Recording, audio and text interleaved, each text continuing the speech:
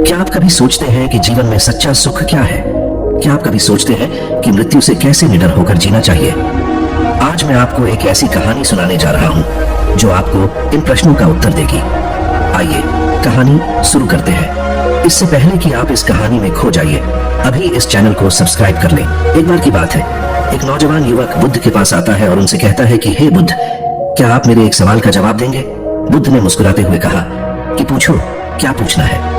इसके बाद उस युवक ने कहा कि हे बुद्ध, मेरी उम्र अभी बहुत ज्यादा नहीं है, लेकिन मैं बहुत परेशान रहता हूँ, बहुत दुखी रहता हूँ। मैं आपसे यह जानना चाहता हूँ कि मेरे जीवन में अभी से इतनी दुख है तो मेरी जिंदगी तो अभी बहुत बाकी है। क्या मेरे जीवन में दुख बढ़ते ही रहेंगे कि इन दुखों से छुटकारा पाने का कोई रास्ता नहीं है? यह सुनकर बुद्ध कहते हैं कि कहाँ है तुम्हारे दुख, मुझे तो दिखाई नहीं दे रहे। यह सुनकर वह युवक कहता है कि यह बुद्ध दुख तो मेरे अंदर है, मेरे भीतर है, वह आपको कैसे दिखाई देंगे? यह सुनकर बुद्ध उसी वक्त से पूछते हैं कि क्या तुम्हें अपने दुख दिखाई देते हैं? वो युवक कहता है कि यहाँ बुद्ध मैं अपने दुखों को भली भांति देख कर रहा हूँ। तब बुद्ध ने पूछा कि दुखों का मूल क्या है? बुद्ध में और उस युवक में चर्चा चल ही रही होती है कि तभी एक भिक्षु दौड़कर वहां पर आता है। वह भिक्षु तथागत बुद्ध के कान में कुछ कहता है। इसके बाद बुद्ध उसी वक्त से कहते हैं कि चलो आज मैं तुम्हें जीवन का सत्य दिखाने के लिए एक जगह पर लेकर चलता हूँ। वहां पर तुम्हें कुछ भी नहीं बोलना है, चुपचाप सारी बातें सुनते रहना है। इसके बाद तुम्हें अपने सारे प्रश्नों के उत्तर खुद ही मिल जाएंगे। यह कहकर वह युवक गौतम बुद्ध के पीछे पीछे चलने लगता है। कुछ दूर मिलने के बाद गौतम बुद्ध एक घर में प्रवेश करते हैं। घर में प्रवेश करने के बाद वो युवक और तथागत बुद्ध देखते हैं कि वहां पर बहुत सारे लोग खड़े हैं और बीच में चारपाई पर एक वृद्ध आदमी लेटा हुआ है। बुद्ध को देखते ही सभी लोगों ने उनके लिए रास्ते बनाई और बुद्ध उस आदमी के पास वहीं उसकी चारपाई पर जाकर बैठ जाते हैं। वो युवक भी पास में ही बैठ जाता है। इसके बाद वृद्ध आदमी जो चारपाई पर लेटा हुआ था कहना शुरू करता है कि हे बुद्ध, मैं नहीं जानता कि मेरे जीवन में कितनी सांसें और बचे हैं। पता नहीं किस वक्त मुझे भगवान के घर से बुलावा जाए। मैं मरने से पहले अपने कुछ सवालों के जवाब आपसे जानना चाहता हूँ। मुझे पता है कि उन सवालों के जवाब आप ही मुझे दे सकते हैं, इसीलिए मैंने आपको यहाँ पर बुलाया है। इसके बाद उस वृद्ध आदमी ने कहना शुरू किया कि हे बुद्ध, अपने आखिरी वक्त में मुझे अपने बचपन के दिन बहुत याद आ रहे हैं। मैं अपने बचपन के दिनों को याद करता हूँ और सोचता हूँ कि वो भी क्या दिन थे, ना कुछ पाने की फिक्र, ना कुछ खोने का गम। बचपन के उन दिनों को याद करके मेरी आंखों में आंसू आ जाते हैं। मुझे लगता है कि कितनी आजादी थी उस समय, मेरा मन कितना खुला हुआ था। मन में कुछ भी पाने की इच्छा नहीं थी। जिस भी खेल में लग जाते थे उसी खेल में पूरे दिन लगे रहते थे। लेकिन कुछ समय बाद जैसे जैसे मैं बड़ा होने लगा वैसे वैसे लोग मुझे जिंदगी की दौड़ में आगे निकलने के लिए कहने लगे। मेरे पिता अक्सर मुझसे कहा करते थे कि तुम पढ़ाई में अपने भाई जैसे क्यों नहीं हो, तुम दूसरे लोगों से पीछे क्यों रहते हो। यह सब सुनकर मेरा मन बहुत बेचैन रहने लगा। लोग मुझे बहुत ताने मारते थे क्योंकि ना तो मैं खेल में अच्छा था और ना ही पढ़ाई में अच्छा था। सब लोग मुझे किसी और की तरह बनने के लिए कहते थे और उन तानों से तंग आकर मैंने जीवन में कुछ हासिल करने का निश्चय किया। मैंने अपने आप से वादा किया कि मैं भी अपने भाई की तरह कामयाब इंसान बनूंगा और इसके लिए मैं दिन रात मेहनत करने में लग गया। शुरुआत में बहुत मुश्किल है, बहुत निराशा हाथ लगी, लेकिन मैंने हार नहीं मानी और मैंने खुद अपना व्यापार खड़ा कर लिया। उसके बाद मुझे कुछ पाने का एहसास हुआ। मुझे बहुत खुशी हुई क्योंकि जो लोग मुझे ताने देते थे वही लोग अब मेरे आगे पीछे घूमने लगे थे। कुछ वक्त बाद एक रईस बेटी के साथ मेरी शादी हो गई और उसके बाद मुझे लग रहा था जैसे मेरा जीवन स्वर्ग बन गया हो। कुछ साल बाद मुझे 2 बेटे प्राप्त हुए। दोनों बहुत ही सुंदर और हर्ष थे। अब मेरा मन मेरे बच्चों के लिए कुछ करने को उत्सुक हो गया।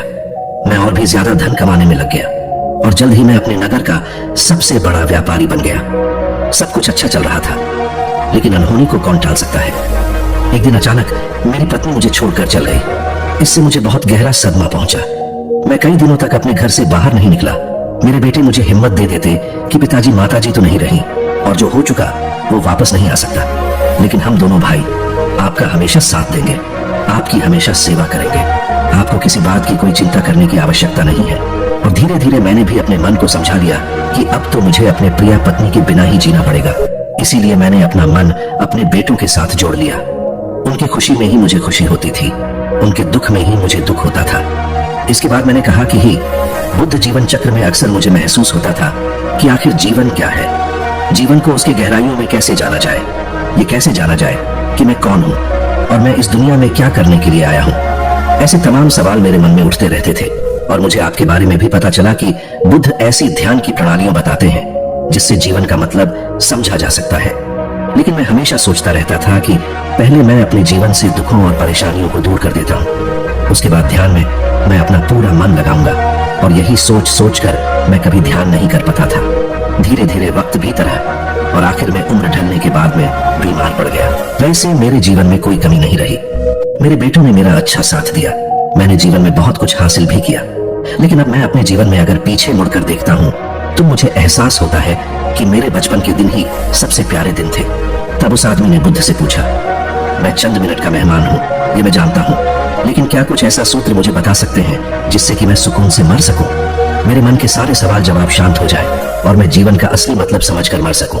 यह सुनकर बुद्ध ने कहा कि हर इंसान को बचपन के दिन प्रिय क्यों होते हैं?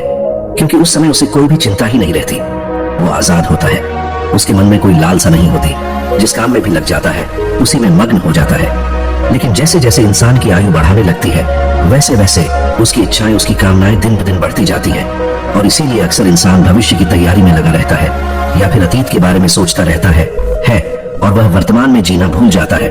और वहीं अगर हम किसी छोटे बच्चे को देखें तो उसके लिए कोई भविष्य या कोई अतीत नहीं होता, उसके लिए बस वर्तमान होता है और इसीलिए वो वर्तमान में पूरा आनंदित होकर रहता है। तुमने अपना पूरा जीवन अपनी कामयाबियों, अपने बेटों, अपनी पत्नी और अपने भविष्य की योजनाओं में ही बिता दिया और तुम हमेशा यही सोचते रहे कि पहले मैं अपने जीवन को व्यवस्थित कर लेता हूँ और उसके बाद सत्य की खोज करूंगा, उसके बाद ध्यान करूंगा। लेकिन हम यह भूल जाते हैं कि कल कभी नहीं आता, भविष्य की योजनाएं कभी पूरी नहीं होती। जब एक योजना पूरी होती है तो हमारा मन दूसरी योजनाएं बना लेता है और इस प्रकार जीवन चक्र चलता रहता है। और अब आखिरी समय में जब मृत्यु तुम्हारी सैया पर लेटी हुई है तो तुम्हें एहसास हो रहा है कि मैंने जीवन में कुछ भी हासिल नहीं किया। अब तुम्हें लग रहा है कि जो भी तुमने किया उसमें से तुम एक सुई भी अपने साथ नहीं ले जा सकते। अगर यही बात तुम उसे वक्त समझ लेते, मृत्यु कभी निश्चित होकर नहीं आती, वो तो कभी भी आ सकती है। अगर ये बात उसे वक्त तुम्हारा मन समझ लेता तो तुम उसी वक्त ध्यान और सत्य की खोज में लग जाते। तुम कोई ऐसी चीज खोजने की कोशिश करते जो तुम्हारे साथ जा सके, जो तुम्हें परिपूर्णता से मरने का मार्ग दिखा सके। उसे वृद्ध आदमी ने हाथ जोड़कर बुद्ध से कहा कि बुद्ध, यह तो मैं जानता हूं कि मुझसे गलतियां हुई हैं, मैंने अपने जीवन को सार्थक रूप से जिया ही नहीं और इस बात का मुझे बहुत गहरे में एहसास हो चुका है। लेकिन मैं आपसे फिर से वही सूत्र जानना चाहता हूँ कि क्या मैं अभी परिपूर्णता के साथ नहीं मर सकता? क्या मुझे अभी सत्य की कोई झलक नहीं मिल सकती? यह सुनकर बुद्ध ने उसे आदमी का बहुत सहलाते हुए कहा कि अब तो एक ही सूत्र समझने लायक रह जाता है और वो सूत्र ये है कि तुमने जीवन में जो कुछ भी पाया या जो कुछ भी खोया वो सब यहीं पर छोड़कर चले जाओ, उसे अपने मन के साथ जोड़कर मत ले जाओ। अपने मन में यह भाव पैदा करो कि तुमने अपने जीवन से बहुत कुछ सीख लिया और वास्तविकता में तुमने अपने जीवन में बहुत प्रगति की है, क्योंकि तुमने यह जान लिया है कि जीवन में कुछ भी सार्थक नहीं है और यह जानना भी बहुत बड़ी उपलब्धि होती है। लोग जीवन भर जीते जीते मर जाते हैं लेकिन उन्हें जीवन की निरर्थकता का कोई पता नहीं चलता। इसीलिए अभी अपने मन से सारे सवाल गिरा दो और यह भाव पैदा करो कि जीवन में जो कुछ जानने जैसा था वह मैंने जान लिया है और अब जीवन में कुछ भी जानने जैसा नहीं बचा है। जब तुम इस भाव, इस बोध से भर जाओगे तो तुम बिल्कुल खाली होकर मृत्यु को प्राप्त हो जाओगे और वास्तविकता में यही मरने की कला होती है। हमने जीवन में जो कुछ भी पाया, जो कुछ भी खोया वो इसी दुनिया का था और वह यहीं पर रह जाएगा। हमारे साथ कुछ भी नहीं जाएगा, हम खाली जाएंगे, हम बिल्कुल खाली जाएंगे। और जो लोग अपने मन से बिल्कुल खाली होकर जाते हैं वास्तव में उनके अंदर ज्ञान का दीप जल जाता है और वो आगे चलकर दूसरे जन्मों में उसे निर्वाण की स्थिति को प्राप्त कर सकते हैं। लेकिन उससे पहले तुम्हें इस जीवन की निरर्थकता को समझना होगा। यहाँ पर कुछ भी पाना या कुछ भी खोना कोई मायने नहीं रखता। इसके बाद बहुत देर तक मैंने कोई सवाल नहीं पूछा और वह मुस्कुराते हुए मृत्यु को प्राप्त हो गया। इसके बाद बुद्ध ने उसे नौजवान युवक से पूछा कि क्या तुम्हें अपने सवालों के जवाब मिले, और मिले तो तुम्हें क्या जवाब मिले सभी को बताओ। उसी वक्त ने कहा कि हे बुद्ध, मुझे अपने सवालों के जवाब मिल गए हैं। वृद्ध आदमी के जीवन चक्र से मैं समझ गया हूँ कि जीवन में कुछ भी पाने जैसा नहीं होता। सुख हो या दुख हो, सब कुछ यहीं पीछे रह जाता है और अगर हम इसी चक्कर में फंसे रह जाएंगे तो हम सत्य को कभी नहीं जान पाएंगे। इसीलिए जीवन में सुख और दुख तो चलते ही रहेंगे, इसके साथ साथ चलते हुए ही हमें सत्य की खोज करनी पड़ेगी। लेकिन बुद्ध, मेरे मन में अब भी एक सवाल बाकी है जिसका जवाब जानना सबके लिए बहुत ज्यादा जरूरी है। मेरा सवाल है कि मैं ध्यान की यात्रा करने के लिए बहुत प्रेरित हुआ हूँ लेकिन मुझे कोई मार्ग नहीं पता। ध्यान कैसे किया जाता है कि ध्यान की सभी प्रक्रियाएं तुम्हें होश में लाने के लिए ही बनी है, तुम्हें वर्तमान में लाने के लिए बनी है। अगर तुम किसी भी कम को पूरी उपस्थित के साथ पूरे एकाग्र भाव से अपने आप को पूरा इकट्ठा करके कर सकते हो तो तुम ध्यान में ही होते हो। लेकिन हमारा ध्यान इधर उधर भटक रहता है। अपना कम करते करते वर्तमान में रहने के लिए मैं तुम्हें एक छोटी सी विधि बताता हूँ, जिसके जरिए तुम अपना कम भी कर सकते हो और ध्यान को भी समझ सकते हो। जब भी तुम चलते फिरते हो, उठते बैठते हो, सिर्फ अपने सांसों पर ध्यान लगाना शुरू करो। सांस किस नाक से आ रही है, किस नाक से जा रही है, ना कि कौन से कोने से टकरा रही है। सिर्फ तुम उसके साक्षी भर हो जाओ, सिर्फ उसको देखते रहो। कुछ भी काम कर रहे हो, चल रहे हो, फिर खाना खा रहे हो, सिर्फ अपने सांस पर ध्यान लगाओ। और यह करते वक्त तुम्हें महसूस होगा कि तुम्हारा दिमाग, तुम्हारे विचार तुम्हें इधर उधर ले जाते हैं। लेकिन थोड़ी देर बाद तुम्हें फिर से होश आएगा कि तुम्हें अपनी सांसों पर ध्यान लगाना है और तुम्हारा ध्यान फिर से सांस ऑटोमेटिक जाएगा। और धीरे धीरे जब तुम अपने विचारों को देखने लगोगे तो तुम पाओगे कि विचार विलीन होने लगे हैं। तुम्हारे अंदर बस एक खाली मैदान बचा हुआ है। सारे सवाल जवाब विलीन हो चुके हैं। इसके बाद बुद्ध ने कहा कि सांसें जो होती हैं वो वर्तमान में चलती है, ना ही वो भविष्य में चलती है, ना ही अतीत में चलती है। वो वर्तमान होता है, वही वर्तमान स्थिति होती है। और जब तुम अपनी सांसों से जुड़ जाते हो तो तुम वर्तमान में ध्यान लगाना सीख जाते हो, क्योंकि सांसें जिन पर तुम ध्यान लगा रहे हो वो वर्तमान में चल रही होती है। इसके बाद धीरे धीरे कदम दर कदम तुम्हें ध्यान का खुद ही एहसास होने लगेगा। फिर तुम जो भी कम करोगे उसमें तुम्हारा पूरा चित्त लगा होगा। तो शुरुआत वहीं से करो जहां पर तुम हो, यहीं से अभी से अपनी सांसों को पकड़ना शुरू कर दो।